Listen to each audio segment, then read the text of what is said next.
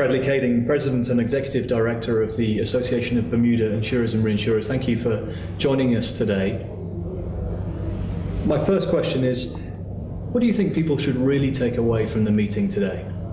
I think that the chief issue here is the cost-benefit analysis on the new regulatory standards that are being proposed. There's a slew of regulatory standards, be they regional or global proposals or dramatic changes in jurisdictional requirements.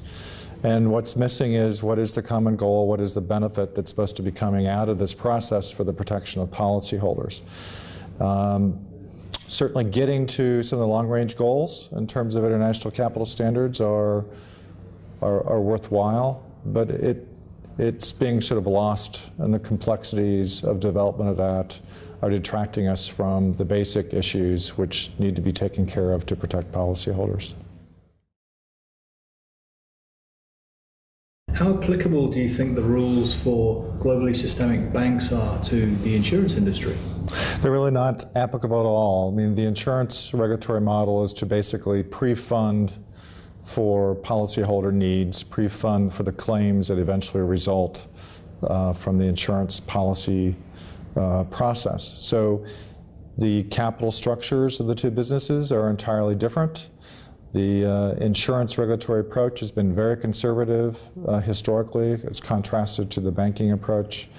And the insurance claims come due over a long time period, which allows the pre-funding nature of the business to really result successfully in runoff as a way to satisfy policyholder obligations. What are the implications of the US designation process for the global level, do you think?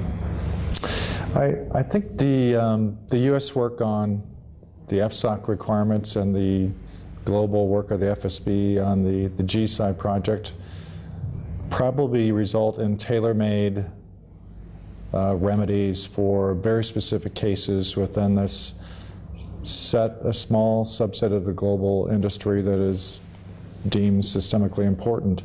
By definition, these measures are supposed to be tailor-made to address the non-insurance, non-traditional business activities of these units. So I really don't think they're generally applicable more broadly to insurers, let alone to other financial services companies.